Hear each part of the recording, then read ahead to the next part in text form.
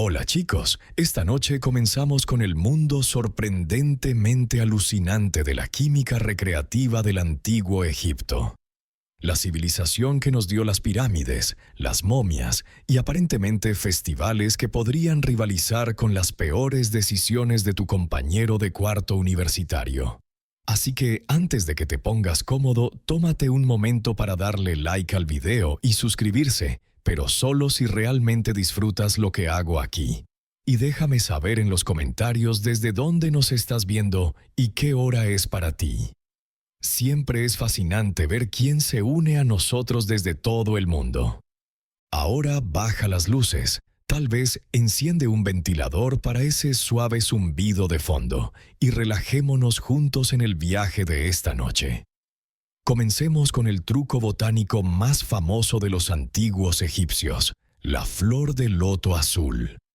Probablemente la hayas visto en pinturas de tumbas, pétalos elegantes, usualmente siendo olfateados por faraones o suavemente agitados en banquetes como una versión antigua de salud.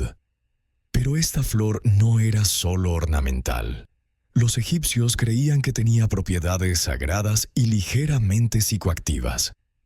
Sí, el loto azul podía hacerte sentir un poco flotante. El método era simple. Toma los pétalos secos y sumérgelos en vino por un tiempo, a veces días. Luego bebe la infusión en festivales, ceremonias, o presumiblemente cuando te apetecía desconectarte del sonido de 200 personas cantando himnos a todo volumen. El resultado era una euforia suave y soñadora. No lo suficiente para hacerte olvidar tu nombre, pero sí lo suficiente para hacer que construir pirámides sonara como un proyecto grupal divertido. Ahora, para ser claro, los egipcios no lo llamaban drogarse. Lo llamaban comunión con los dioses. El loto azul estaba fuertemente asociado con el renacimiento y el dios Sol Ra, lo que lo hacía perfecto para rituales del templo y ritos funerarios. Sostener la flor en la nariz era una forma simbólica de inhalar divinidad. Y bueno, tal vez también una excelente manera de relajarse después de un largo día gobernando el Valle del Nilo. Estaba en todas partes en el arte. Los faraones se muestran sosteniéndola. Los invitados a banquetes la pasan como una pipa de la paz floral, e incluso las momias eran decoradas con ella para la vida después de la muerte. El pensamiento parecía ser: si vamos a viajar hacia la eternidad, asegurémonos de estar bien abastecidos. Práctico. Pero el loto azul no era solo ceremonial. Los festivales podían volverse salvajes y el vino infundido con loto azul hacía la música más fuerte, el baile más suelto y la poesía jeroglífica marginalmente más profunda. Imagina una multitud bajo las estrellas bebiendo vino de loto, sintiéndose ligeros como una caña de papiro en la brisa. Para los antiguos egipcios eso era cumplimiento espiritual y también una muy buena noche. Hay días festivos religiosos, y luego está la fiesta de la embriaguez, el equivalente del antiguo Egipto de decir: embriaguémonos hasta perder el conocimiento en honor a no morir. ¿Nombre sutil?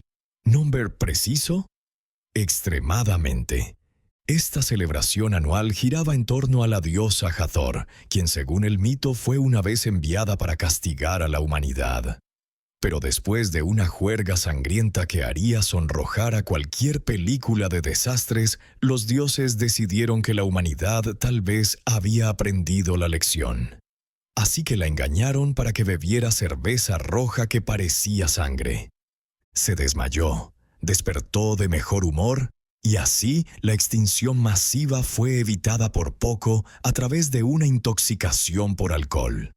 Para conmemorar esta heroica resaca, los egipcios se reunían una vez al año para embriagarse completamente. No metafóricamente, no espiritualmente, literalmente. El objetivo era beber hasta entrar en un trance divino. lo que suena poético hasta que recuerdas que esto a menudo significaba colapsar cara abajo en un patio de ladrillos de barro rodeado de extraños gritando alabanzas entre hípidos. El ritual comenzaba al amanecer con música, aplausos y el pase ceremonial de bebidas. Los sacerdotes alentaban a los juerguistas a beber tanto como su corazón deseara, lo cual en este contexto era menos una bendición y más un desafío. Los participantes tocaban panderetas, bailaban en las calles y según reportes veían a la diosa, aunque si era Hathor o solo el lado de un jarrón de arcilla no está claro. Pero esto no era solo caos por el caos. Bueno, mayormente no. La idea era honrar el equilibrio entre la destrucción y la alegría, recordando a todos que incluso las deidades iracundas podían ser pacificadas con un brebaje lo suficientemente fuerte. Piénsalo como teología meets keg stand. E importante, esto era comportamiento sancionado. No había conversaciones incómodas al día siguiente sobre lo que pasó en el bosque sagrado. Emborracharse era parte de la descripción del trabajo. Si algo, no desmayarse era sospechoso. ¿Por qué no estás espiritualmente elevado, Yemotep? ¿Odias a los dioses? Los estudiosos modernos han descrito la fiesta de la embriaguez como un ritual de renovación. Los participantes purgaban sus miedos, inhibiciones y probablemente el contenido de su estómago, todo en una fiesta autorizada divinamente. Al día siguiente, dolores de cabeza, arrepentimiento, posiblemente una nueva cicatriz con forma de Anubis, pero también limpieza espiritual. Olvida todo lo que sabes sobre la cerveza. La cerveza del antiguo Egipto no era dorada, burbujeante, ni nada que se pareciera remotamente a una bebida que pedirías en un bar. Era espesa, como papilla, y alarmantemente opaca. Servida con el tipo de consistencia que confundiría tanto a tu bartender como a tu dentista. La cerveza para los egipcios no era solo una bebida social. Era prácticamente un grupo alimenticio hecho de hogazas de pan emmer parcialmente horneadas que se sumergían en agua, se aplastaban y se fermentaban en una papilla grumosa. Se parecía más a una avena aguada que a una cerveza refrescante. El término técnico podría ser pan líquido, pero no pretendamos que esto no era un tazón de carbohidratos en negación. Esta cerveza era consumida por todos: campesinos, sacerdotes, niños, escribas y cualquier otro que tratara de sobrevivir en un mundo donde el calor del desierto, los cocodrilos y los proyectos de obras públicas eran preocupaciones diarias. Era calóricamente densa, ligeramente intoxicante y más barata que cualquier otra cosa que no requiriera perseguirla con una lanza. Y aquí está el giro. La cerveza no era solo para sustento. A menudo se alteraba intencionalmente con hierbas, especias y otros aditivos curiosos, especialmente durante festivales o ceremonias religiosas. ¿Quieres comunión con los dioses? Añade un poco de mandrágora. ¿Quieres olvidar el discurso del sacerdote sobre el orden cósmico? Añade un poco de jugo de dátil fermentado y espera lo mejor. Por supuesto, la higiene era una preocupación, pero la cerveza tenía una respuesta para eso también. El agua podía matarte, pero la cerveza había sido hervida, fermentada y especiada. Era más segura que el Nilo y a menudo más confiable que tus compañeros de trabajo. En términos de fuerza, la cerveza egipcia iba desde ligeramente entumecedor hasta olvidé cómo funcionan las sandalias. Mientras el contenido de alcohol no era alto según los estándares modernos, la pura cantidad consumida lo compensaba. Los trabajadores en proyectos estatales como la construcción de pirámides a menudo eran pagados en cerveza, una ración diaria de varios litros, lo que significa que la mitad del trabajo del antiguo Egipto fue alimentado por gluten líquido e intoxicación leve. Ahora que te has bajado tu cerveza de pan con un zumbido floral, es hora de crear el ambiente con humo. Pero no cualquier humo. Estamos hablando de kifi, el incienso del antiguo Egipto que hacía que los templos olieran como panaderías divinas y dejaba a todos preguntándose si realmente estaban meditando o simplemente muy, muy mareados. Kifi no era un golpe rápido de incienso. Era el hijo perfumado del amor entre un boticario y un chef de repostería. Las recetas variaban por templo, pero los ingredientes a menudo incluían mirra, miel, vino, pasas, canela, enebro, menta y cualesquiera otras especias que estuvieran por ahí sin ser sacrificadas. Mézclalas todas, déjalas fermentar, sécalas en gránulos y quémalas lentamente en espacios sagrados hasta que todos se sintieran profundamente espirituales o olvidaran por qué entraron. Se usaba en purificación ritual, que es código para llenemos este cuarto con suficiente humo fragante para borrar nuestros pecados, o al menos nuestros recuerdos de la fiesta de embriaguez de anoche.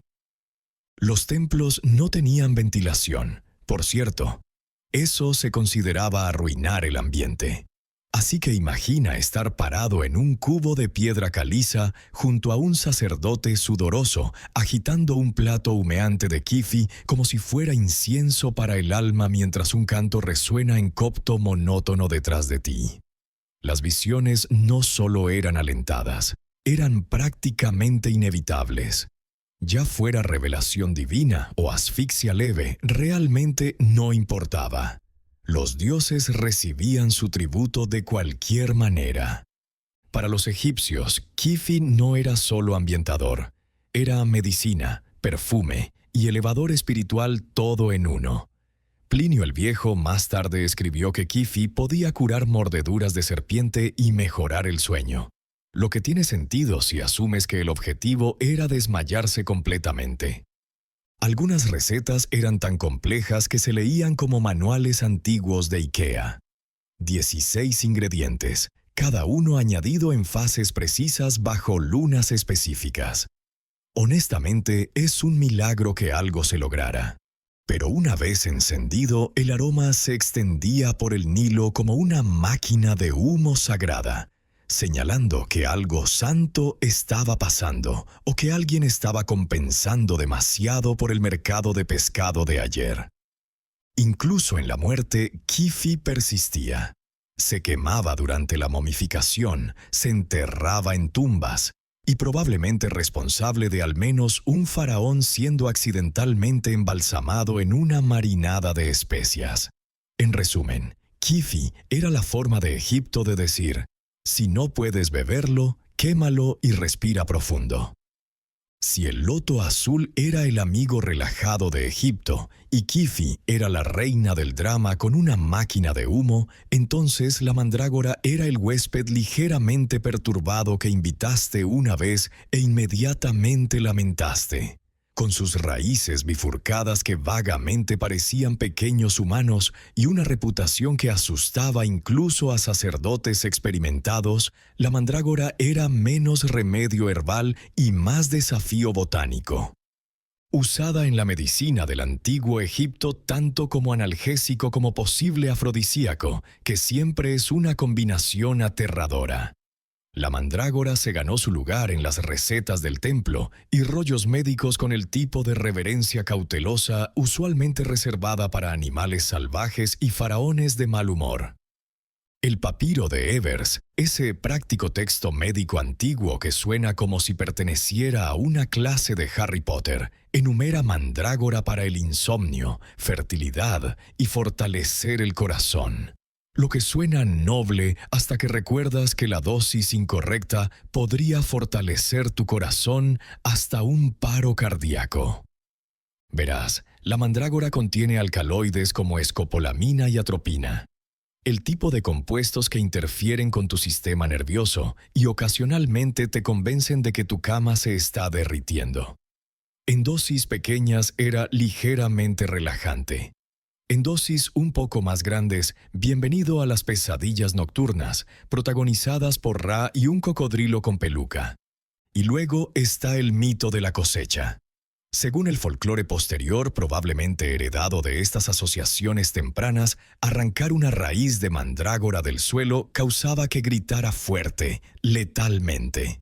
Así que, naturalmente, la solución era atarla a un perro, cubrirse los oídos y dejar que la pobre criatura la arrancara libre mientras esperabas que tus vecinos no hicieran demasiadas preguntas.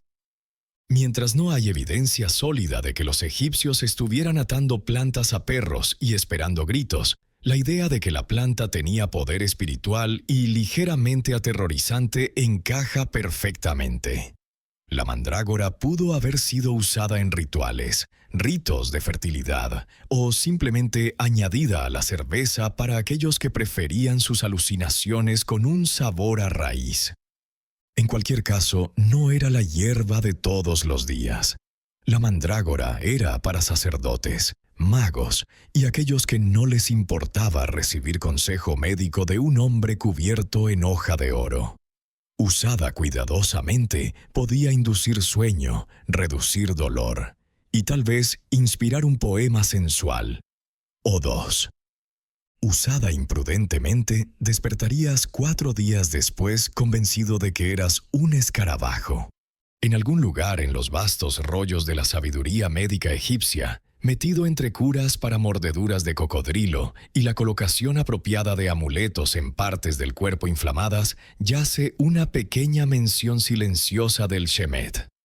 Así es, cannabis. Porque cuando se trataba de alivio del dolor, los antiguos egipcios no solo confiaban en la intervención divina o masticar cañas hasta olvidar sus problemas. A veces alcanzaban algo un poco más herbal. El cannabis aparece en textos médicos como el papiro de Ebers y el papiro de Rameseum, principalmente como un tratamiento para la inflamación, ojos doloridos y varias quejas ginecológicas. Sí, ginecológicas. Las mujeres del antiguo Egipto pueden haber tenido acceso a supositorios infundidos con THC, lo que suena como una tendencia moderna de bienestar que alguien definitivamente va a tratar de resucitar en Etsy. Por supuesto, los egipcios no armaban porros o horneaban brownies con él. Al menos no que sepamos. El cannabis usualmente se aplastaba en aceites, se mezclaba en ungüentos o se combinaba con miel. Porque si vas a medicarte, ¿por qué no hacerlo saber bien? Aplicado tópicamente, aliviaba el dolor. Inhalado accidentalmente. Bueno, ahora el incienso del templo tiene mucho más sentido. Era recreativo. Oficialmente, no. Extraoficialmente.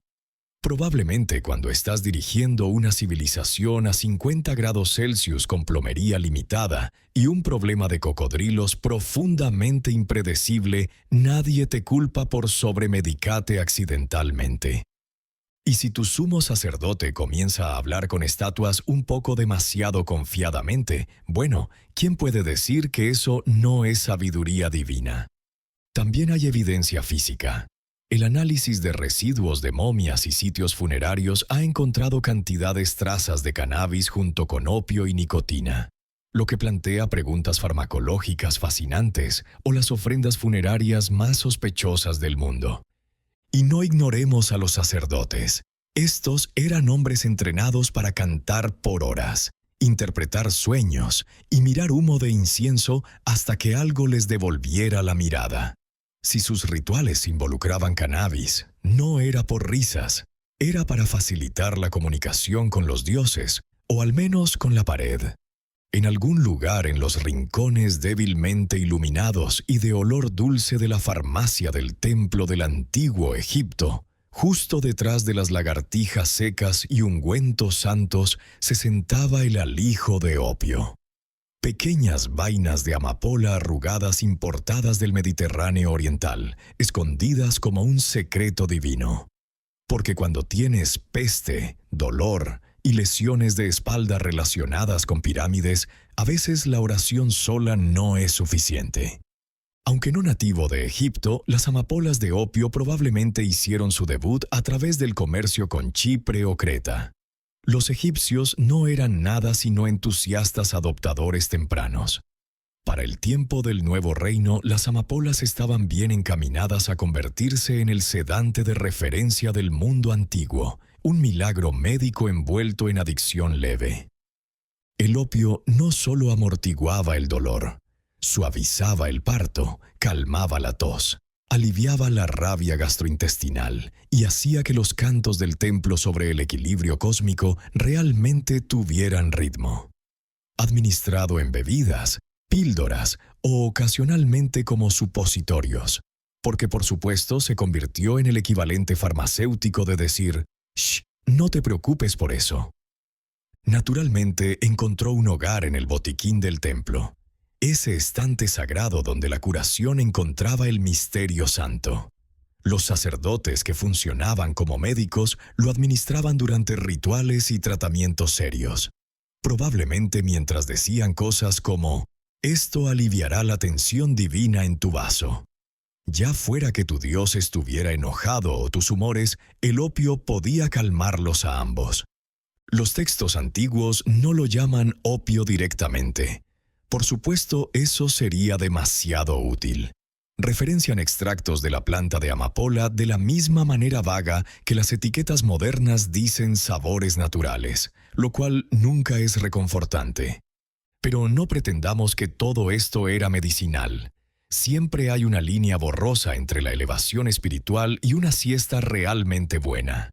Y para los egipcios de élite, especialmente aquellos siendo embalsamados, el opio podría haber sido parte de la despedida final.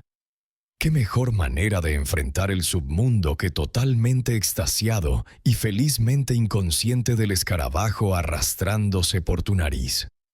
Como muchas de las sustancias sagradas de Egipto, el opio era parte cura, parte consuelo y parte caos controlado.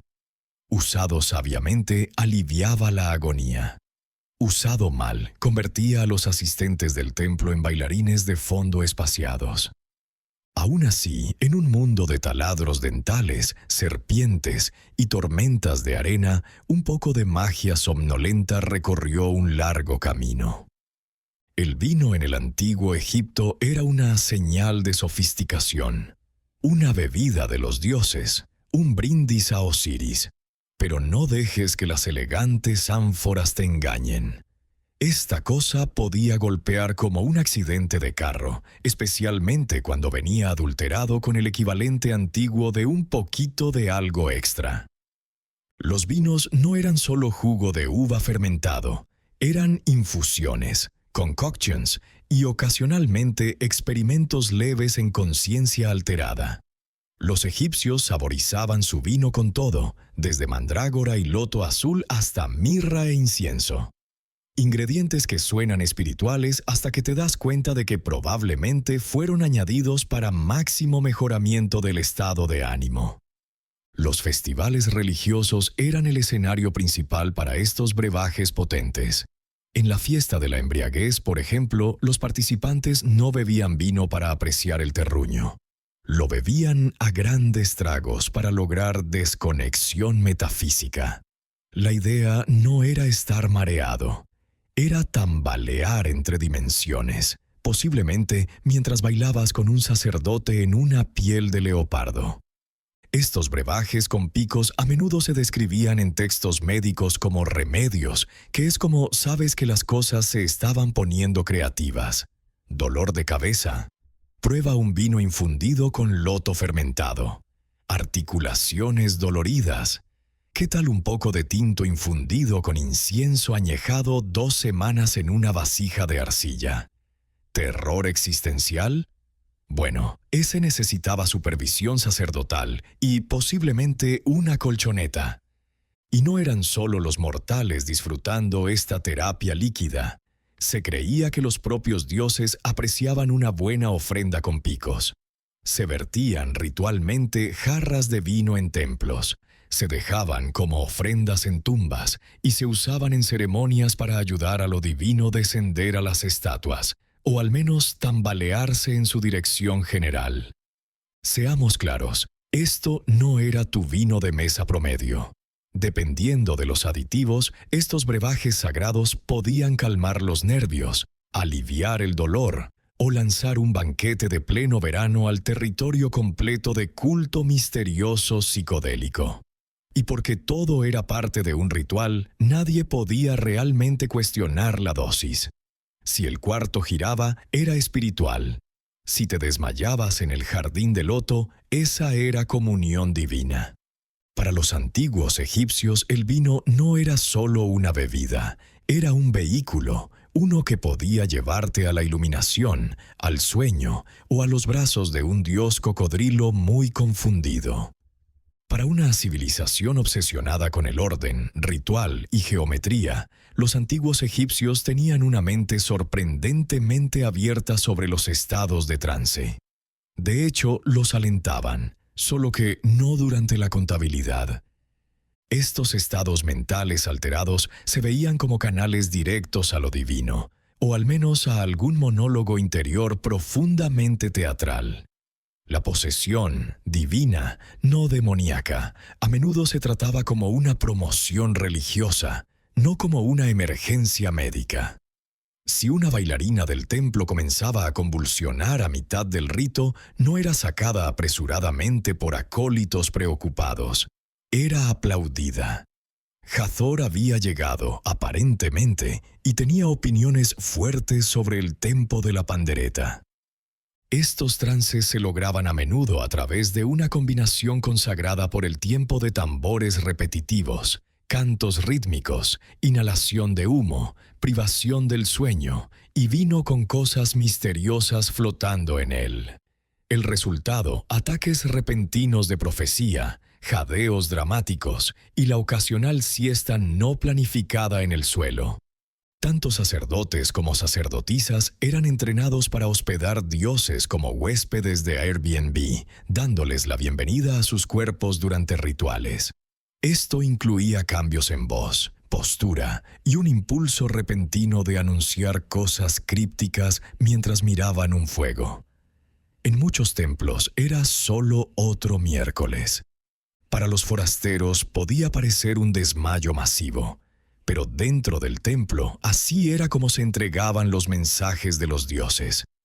A veces los dioses aconsejaban, a veces regañaban, a veces demandaban más ofrendas de pastel, lo que dice mucho sobre la teología antigua y los apetitos antiguos. El trance tampoco siempre era voluntario. Hay relatos de los afligidos siendo tomados por deidades, a menudo acompañados de gritos, temblores y cantidades sospechosas de incienso. Si estos eran mensajes divinos reales o simplemente lo que pasa cuando inhalas 4 horas de humo kifi junto a un brasero llameante aún se debate. Por supuesto, una vez que terminaba el trance, la parte poseída regresaba a la normalidad, a menudo luciendo ligeramente desorientada y muy sudorosa. El ritual concluía con aplausos, un sorbo de vino sagrado y posiblemente una siesta detrás de un pilar mientras alguien más limpiaba la baba santificada.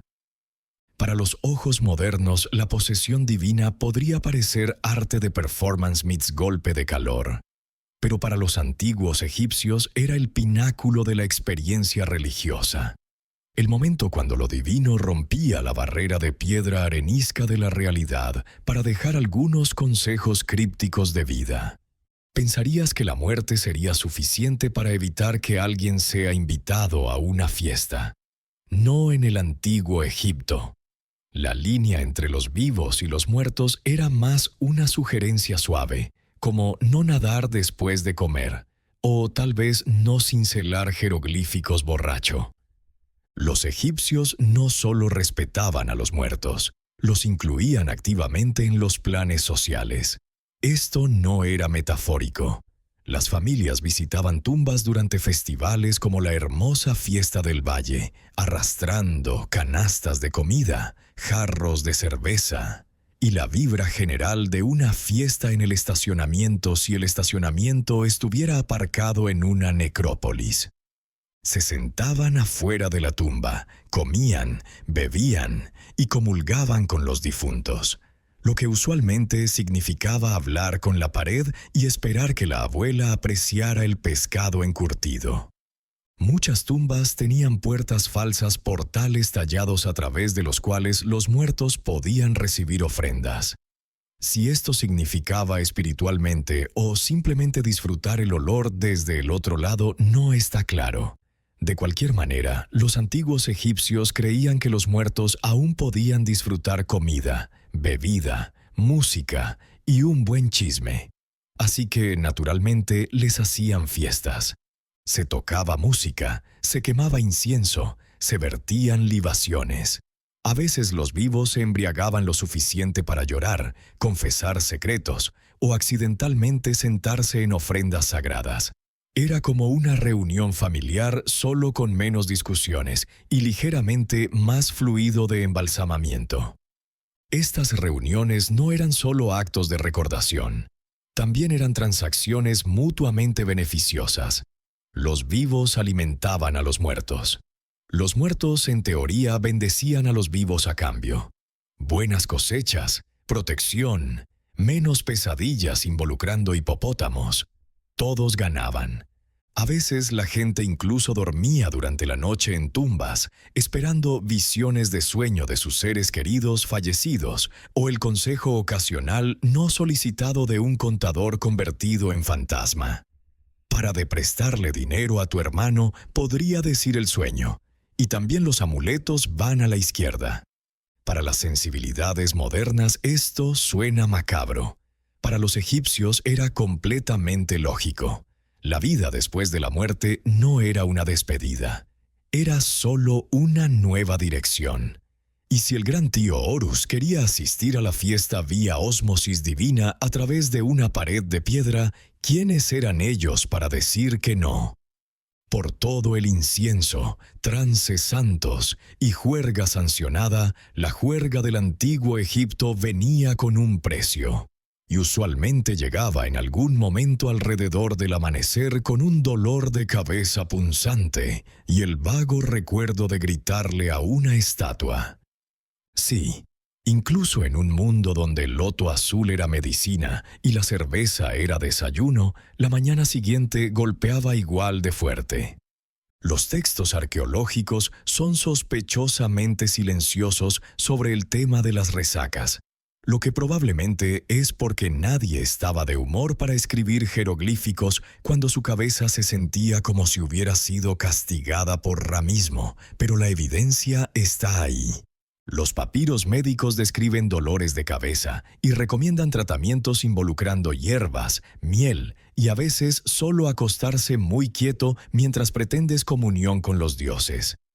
En casos más avanzados se recomendaba una limpieza ritual que usualmente involucraba un sacerdote, un balde de agua fría del Nilo y posiblemente una conferencia severa sobre moderación que nadie recordaba haber escuchado.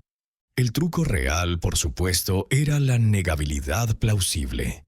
Si habías bailado sin camisa en el templo o te habías desmayado en una alcoba de tumba, no decías, «me excedí». Decías, «fui superado por lo divino». No era un apagón, era un encuentro místico con la risa de Hathor, mucho más respetable. Y para los verdaderamente desafortunados siempre había la purga, no metafóricamente, literalmente. Los egipcios eran aficionados a los eméticos, encantadoras concoctions diseñadas para evacuar tus pecados por ambos extremos. Imagina que te entreguen una bebida que sabe a arrepentimiento y te digan, «esto restaurará tu equilibrio». Momentos después, tu equilibrio definitivamente se ha ido. Los sacerdotes, por supuesto, la pasaban mejor. Tenían entrenamiento, tenían autoridad ritual. Y más importante, tenían gente para cargarlos a casa. Mientras tanto, los juerguistas comunes despertaban con pétalos de loto en su cabello e impresiones de sandalias en sus caras, preguntándose si habían bailado con un dios o simplemente con alguien muy comprometido con el papel. Aún así, nadie juraba no ir a la siguiente celebración, porque la iluminación espiritual, es adictiva, especialmente cuando viene con cerveza, humo y una posibilidad leve de caer en trance y gritar los secretos de tu vecino frente a una estatua. Cuando los antiguos egipcios se preparaban para la muerte, no solo empacaban lino y un elogio decente. Empacaban bocadillos y drogas y posiblemente un alijo de respaldo, por si acaso la eternidad se volvía aburrida.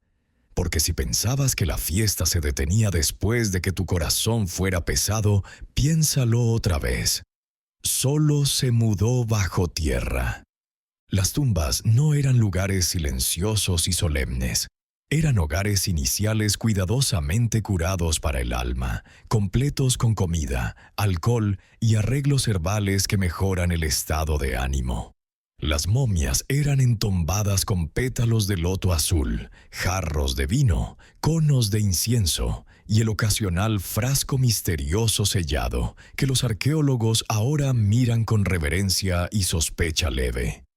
Toma a Tutankamón, por ejemplo. Cuando Howard Carter abrió su tumba, no solo encontró oro y muebles. Encontró vino, aceites, hierbas y lo que solo puede describirse como la versión del antiguo Egipto de un kit de bienestar. Si un influencer moderno fuera enterrado hoy, se vería inquietantemente similar, menos los jarros canópicos. Esto no era solo lujo, era estratégico. El alma, o si eres elegante, necesitaba nutrición y estimulación en la vida después de la muerte. La felicidad eterna no se iba a mantener sola después de todo. Así que los sacerdotes y embalsamadores se aseguraban de que fueras entombado con todos tus artículos de consuelo espiritual, ofrendas de comida, perfume sagrado y una dosis generosa de lo que te ayudó a pasar por largas ceremonias del templo mientras pretendías estar iluminado. Algunas tumbas incluso incluyen instrucciones para los muertos sobre cómo preparar y disfrutar estos artículos en la vida después de la muerte. No es suficiente llevar loto azul a la eternidad. Aparentemente, también necesitabas direcciones en caso de que la memoria a corto plazo divina fuera algo real. Y no olvidemos el ritual de la apertura de la boca que se suponía que permitía a los muertos comer, hablar y, seamos honestos, sorber esa bebida fermentada sagrada con técnica apropiada. Porque es difícil brindar por Osiris con la mandíbula cerrada. Todo esto nos dice una cosa muy clara. Los antiguos egipcios no separaban el placer de la piedad. Si algo los acercaba más a los dioses en vida, incluso si era una flor psicoactiva empapada en vino, pertenecía en la tumba junto con tus amuletos, tu reposacabezas de lino y posiblemente un paquete inicial de sueños. El antiguo Egipto le dio al mundo pirámides, momias y delineador que podía bloquear el sol. Pero también perfeccionó una verdad tácita de la civilización. A veces las personas que dirigen las cosas están lo suficientemente drogadas como para pensar que va bien. Oficialmente, el faraón era la encarnación terrenal de Horus, elegido por los dioses para mantener Ma'at, el orden cósmico. Extraoficialmente, los sacerdotes del templo tenían las llaves del alijo sagrado, el presupuesto de incienso y el horario diario de quien puede cantar junto a un arbusto ardiente de kifi hasta desmayarse. La élite religiosa no eran solo guías espirituales, eran farmacéuticos sancionados por el Estado suministrando a la población con todo, desde ungüentos calmantes hasta experiencias psicodélicas completas disfrazadas como comunión sagrada. Si olía fuerte, hormigueaba al contacto, o te hacía hablar en metáforas por 3 días, probablemente salía del boticario del sacerdocio. Y mientras los faraones usaban las coronas, eran los sacerdotes quienes sabían cómo mezclar mandrágora con vino sin matar a nadie. Esto les daba una enorme cantidad de poder blando, no solo en curación y ritual, sino en manejar el tono emocional y místico de la sociedad. No preguntabas, ¿qué pasa con la cosecha? Preguntabas, ¿qué vio el sumo sacerdote en su trance anoche? Spoiler, usualmente era un halcón y mucha luz dorada giratoria. No olvidemos el lado económico. Los templos eran terratenientes, empleadores y centros masivos de producción de drogas. El loto azul no se cultivaba solo. Alguien tenía que cosecharlo, secarlo, fermentarlo y susurrarle en verso sagrado. Así que sí, la religión era muy sagrada, pero también era una máquina bien aceitada, una que funcionaba con fe, hierbas y ocasionalmente dosis que alteran la mente de inspiración divina. En muchas maneras, la pregunta de quién gobernaba Egipto era menos sobre coronas y más sobre quién controlaba los quemadores de incienso. Porque si los dioses hablaban a través de visiones, y las visiones venían después de que un sacerdote oliera algo pungente en una cámara sellada, bueno, haz las cuentas. En teoría, el antiguo Egipto era todo sobre equilibrio, justicia y orden. En la práctica, si eras lo suficientemente rico para permitirte una tumba privada y alguien que te abanicara mientras digerías, también tenías acceso a las cosas buenas, el tipo de rarezas narcóticas que no aparecían en los rollos de la clínica del pueblo. No te equivoques, la sociedad del antiguo Egipto era una jerarquía, y las sustancias que alteran la mente siguieron las mismas reglas que todo lo demás. Faraón en la cima, pastor de cabras en la parte inferior, y todos los demás educadamente olfateando flores secas y pretendiendo que era suficiente. Mientras los plebeyos obtenían cerveza de cebada y tal vez una bocanada de incienso del templo si se inclinaban lo suficientemente cerca, la élite se bañaba en aceite de loto azul y bebía vino de granada con picos de cálices con borde dorado. Algunas de las sustancias más potentes, mezclas de mandrágora kifi con opio, resinas de cannabis importadas, probablemente estaban restringidas a uso ritual o médico, que casualmente se alineaba perfectamente con los horarios diarios de funcionarios de la corte y sumos sacerdotes. Gracioso cómo funcionó eso. Toma al propio faraón. El gobernante divino del Alto y Bajo Egipto no podía esperar procesar el peso metafísico de gobernar sin un poco de ayuda de la farmacopea sagrada. Si sus sueños se consideraban mensajes estatales de los dioses, entonces sedar su insomnio con una copa nocturna psicoactiva no era indulgencia, era seguridad nacional. Incluso en la muerte, la élite mantenía su alijo cerca. Muchas tumbas contienen viales medicinales, conos de incienso y jarros de vino con etiquetas tan vagas que bien podrían haber leído solo para propósitos ceremoniales. Uno se pregunta si los dioses realmente requerían tanto resín de amapola importada o si Tutankamón solo gustaba de mantener sus opciones abiertas. Mientras tanto, las clases bajas no estaban exactamente excluidas de la experiencia. Solo tenían que conformarse con las versiones aguadas. Cerveza lo suficientemente espesa para masticar, incienso débil, y lo que pasaba por euforia espiritual durante un turno de 18 horas construyendo obeliscos. Y cuando alguien ponía sus manos en una sustancia prohibida sin permiso, eso probablemente se llamaba brujería, herejía, o un día muy malo para ser un trabajador del campo. Después de 14 capítulos de olfateo sagrado, bebida divina durante el día y atención médica alucinógena, uno podría sentirse tentado a preguntar, ¿qué dice realmente todo esto sobre el antiguo Egipto? Bueno, para empezar, nos dice que eran brillantes mezclando ciencia, espiritualidad y química recreativa en un solo sistema de creencias. El alivio del dolor y la profecía venían de la misma flor. Medicina y misticismo caminaban de la mano, usualmente al ritmo de un címbalo y el olor de algo humeante que definitivamente no estaba aprobado por la FDA. También revela cuánto respetaban los antiguos el poder de los estados alterados. No como escapismo, sino como una forma legítima de acceder a la percepción, curación y el ocasional dios con cabeza de animal y un talento para el drama. Sus rituales no eran solo espectáculo. Eran teatro químico controlado con incienso, cantos y té psicotrópico para el reparto. Y la vigilancia estricta de sustancias sagradas. Esa es solo la versión antigua de poner el bienestar detrás de un muro de pago.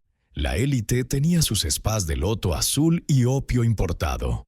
Todos los demás obtenían cerveza tibia y una infección ocular. La iluminación divina estaba disponible, pero solo si podías permitirte el paquete de tumba de lujo con minibar opcional para la vida después de la muerte. Pero tal vez la conclusión más reveladora es esta. Los humanos siempre han querido sentir más, ver más y saber más, especialmente si implica acostarse en un templo y no hacer tareas. Los antiguos egipcios no eran tan diferentes de los humanos modernos meditando con aceites esenciales o discutiendo sobre podcasts de microdosificación. Solo usaban más delineador y tomaban sus alucinaciones más en serio. Entonces, ¿qué significa esto para nosotros? Bueno, tal vez que nuestros ancestros no eran entusiastas primitivos de las drogas o espiritualistas excéntricos. Tal vez solo estaban haciendo su mejor esfuerzo para navegar un mundo confuso, hermoso, a menudo doloroso con las herramientas, rituales y humo fragante que tenían. Y si ese viaje a la paz interior pasaba por vino, flores silvestres y un trance donde ladraste como Anubis, que así sea.